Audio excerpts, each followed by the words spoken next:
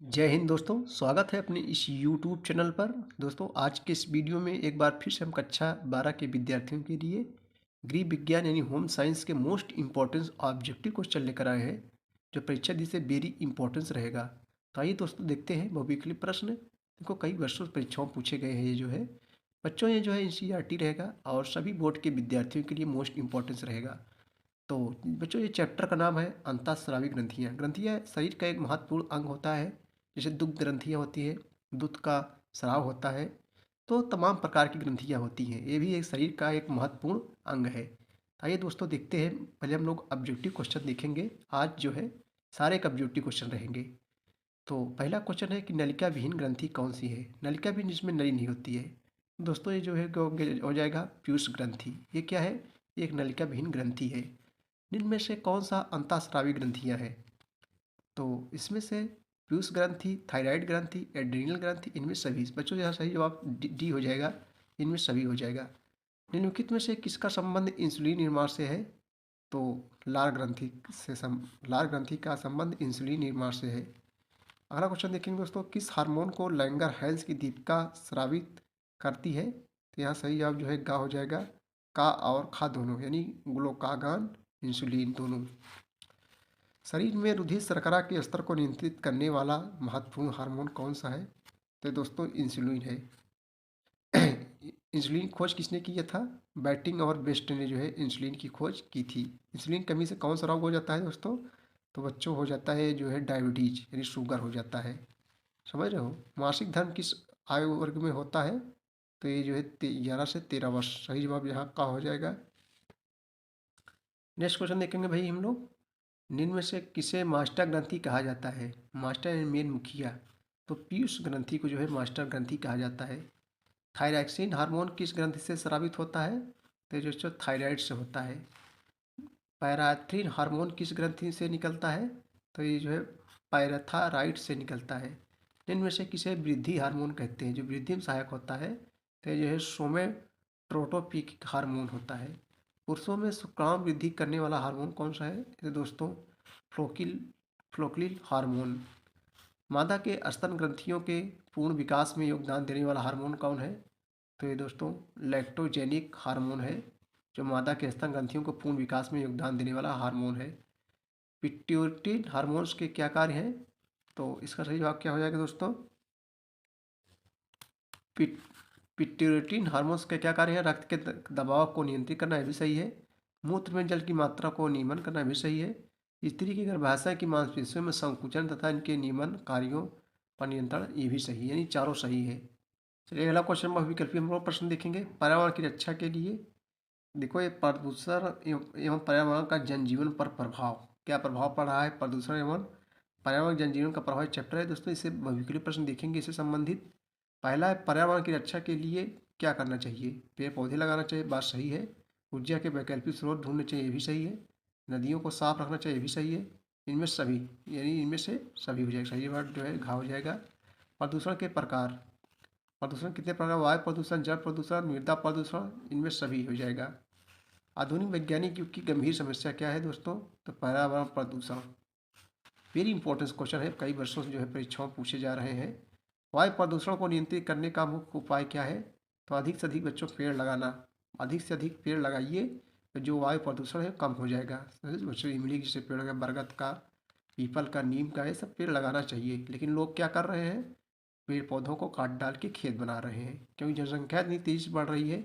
बच्चों, इससे बहुत घातक हो सकता है हमारे लोग के में। जल प्रदूषण के क्या कारण है? तो सीवर का पानी, औद्योगिक व्यर्थ पदार्थ, कूड़ा करकट, घरेलू गंदगी तथा शवों को जल में प्रवाहित करना, उपयुक्त सभी, ये सब चीज़ें गंदी बातें हैं। देखो, जल अब ल्हासे वगैरह जला देनी चाहिए, गाड़ना नहीं चाहिए। और जल में लोग जल दूषित कर दे रहे हैं नदी को। ध्वनि शोर की इकाई क्या है? तो बच्चों, डिसिबल। ये जो ध्वनि शोर है, इसको किससे मापा जाता है? डिसिबल से। पर्यावरण को दूषित करने वाले कारकों को क्या कहा जाता है? तो विजातीय पदार्थ, विषैले पदार्थ, आवश्यक पदार्थ, उपयुक्त सभी हो जाएगा। पर्यावरण दिवस कब मनाया जाता है? 5 जून को। पास से पर्यावरण, पास से 5 जून। देखो, इंपॉर्टेंस है, कई वर्षों से परीक्षाओं में पूछा जा रहा है। पास से पर्यावरण, पास से 5। अगला क्वेश्चन देखेंगे मेरे भाई। अंतर्राष्ट्रीय योग दिवस कब मनाया जाता है बच्चों? तो ये 21 जून को। आप लोग योग करना चाहिए, योग इम्पोर्टेंस है। जल प्रदूषण से होने वाला रोग कौन सा है? जो जल प्रदूषण से होता है, पेचिस, हैजा टाइफाइड, पीलिया, पैराटाइट, उपयुक्त सभी, ये सब जो है रोग जल प्रदूषण से होते हैं। वायु प्रदूषण गैसें कौन सी हैं? Sulphur dioxide, carbon monoxide, ozone, उपयुक्त सभी हो जाएगा। निम्न में से कौन वायु प्रदूषण का कारण है? वह दहन, औद्योगिक अवशिष्ट, रेडियोधर्मी पदार्थ, उपयुक्त सभी हो जाएगा बच्चों। पर्यावरण प्रदूषण का कारण क्या है? तो कार्बन डाइऑक्साइड की बढ़ती मात्रा है। कार्बन डाइऑक्साइड क्या कहते हैं? CO2 कहते हैं। घरेलू अपमार्जों का प्रयोग, वहित मल का नदियों में गिराया जाना, उपयुक्त सभी हो जाएगा। भौगोलिक पर्यावरण उन समस्त दशाओं से बना है जो प्रकृति ने मनुष्य को प्रदान की है। उक्त विचार निम्न से किसका है? यह कथन किसका है दोस्तों? मैकाइवर एवं पेश का है। मैकाइवर ने ही कहा था समाज शास्त्र सामाजिक संबंधों का जाल है।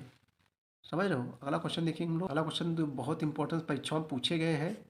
तो वायु प्रदूषण के क्या कारण हैं दोस्तों? औद्योगिकरण, वनों की अनियमित कटाई, नगरीकरण, इनमें सभी हो जाएगा।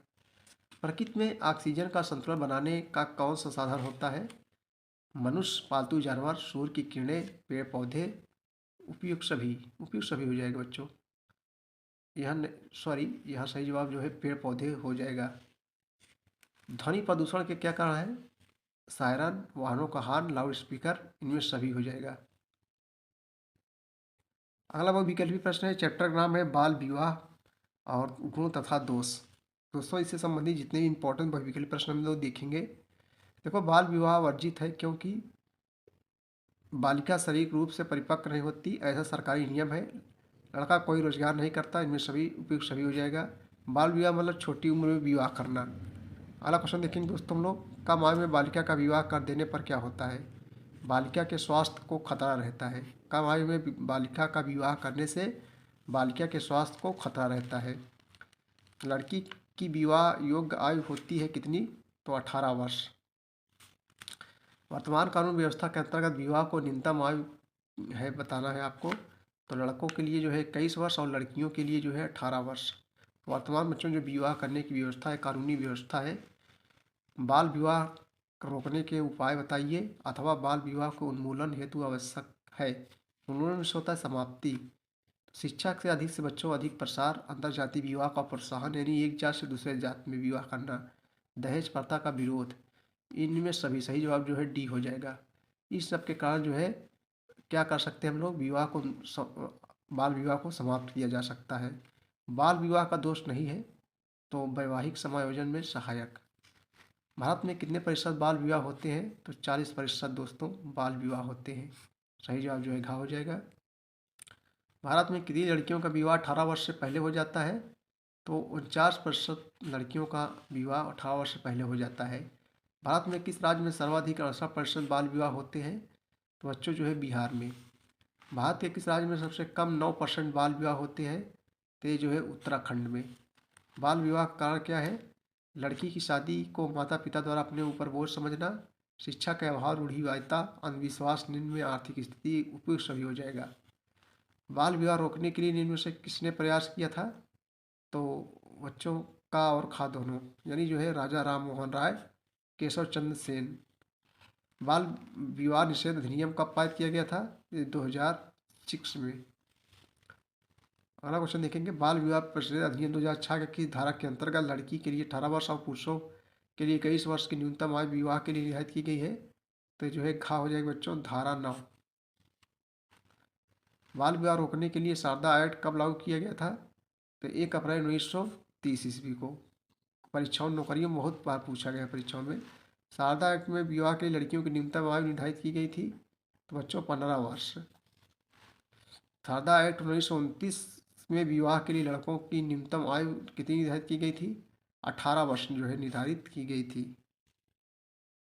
अब बहुविकल्पी हम देखेंगे बच्चों। इस चैप्टर का नाम है दहेज समस्या एवं उसका उन्मूलन। जो समाज में दहेज की समस्याएं हैं उसका उन्मूलन, उसको कैसे समाप्त किया जाए। पहला क्वेश्चन है दहेज प्रथा को समाप्त करने के क्या उपाय हैं? तो कठोर कानून व्यवस्था, सामाजिक जागरूकता, अंतर्जातीय विवाह को प्रोत्साहन, उपयुक्त सभी बच्चों हो जाएगा। वर्तमान समय में दहेज प्रथा को क्या माना जाता है? तो एक सामाजिक बुराई माना जाता है। दहेज प्रथा के उन्मूलन में महत्वपूर्ण योगदान दे सकते हैं तो विवाह योग्य युवक युवतियाँ। दहेज निरोधक अधिनियम पारित हुआ था कब? सन 1961 ईस्वी में। प्राचीन काल में दहेज प्रथा का स्वरूप क्या था? श्रद्धा, स्नेह तथा त्याग के भाव का प्रतीक था। दहेज क्या है? दहेज एक सामाजिक समस्या है। बाल विवाह खत्म करने के क्या उपाय बच्चों? तो शिक्षा की उन्नत करने, जन जागरूकता जो है उत्पन्न करके इसके विरुद्ध अभियान उपयुक्त सभी हो जाएगा। दहेज के लिए उत्पीड़न करने वाले को दहेज निषेध अधिनियम 1961 के 21 धारा के अंतर्गत दंडित करने का प्रावधान है। तो क्या हो जाएगा? 498 का ए। अगला क्वेश्चन देखेंगे हम लोग। यदि लड़की के ससुराल वाले उसे स्त्री धन सौंपने से मना करते हैं तो दहेज निषेध अधिनियम 1961 के किस धारा के अंतर्गत दंडित करने का प्रावधान है? तो दोस्तों धारा 406। विवाह के 7 वर्ष के अंदर दहेज पीड़न से लड़की की मृत्यु होने पर भारतीय दंड संहिता की जो है किस धारा के अंतर्गत आजीवन कारावास का प्रावधान है? तो क्या हो जाएगा? 304 का बी। किस वेद में दहेज प्रथा बहुतों का पहली बार उल्लेख मिलता है? तो बच्चों ये जो है अथर्ववेद में। घरेलू हिंसा अधिनियम किस वर्ष पारित किया गया था? 2005 में। दहेज प्रथा ने किस बुराई को जन्म दिया? बाल विवाह, अनमोल विवाह, वृद्ध विवाह, अनाचार, वेश्यावृत्ति, उपयुक्त सभी हो जाएगा। भारत में मध्यकाल में दहेज को किस नाम से जाना जाता था? तो स्त्री धन के नाम से। सांस्कृतिकरण की परिकल्पना दहेज के संदर्भ में एम.एन. श्रीनिवास ने किस वर्ष दी थी? तो 1884 ईस्वी में। आधुनिकीकरण, आर्थिक विकास और दहेज निम्न से किसकी कृति है? तो बच्चों एंडरसन की कृति है। दहेज प्रथा की एक लड़ाई किसकी कृति है? तो इंद्रजीत कुमार प्रसाद की ये जो है कृति है।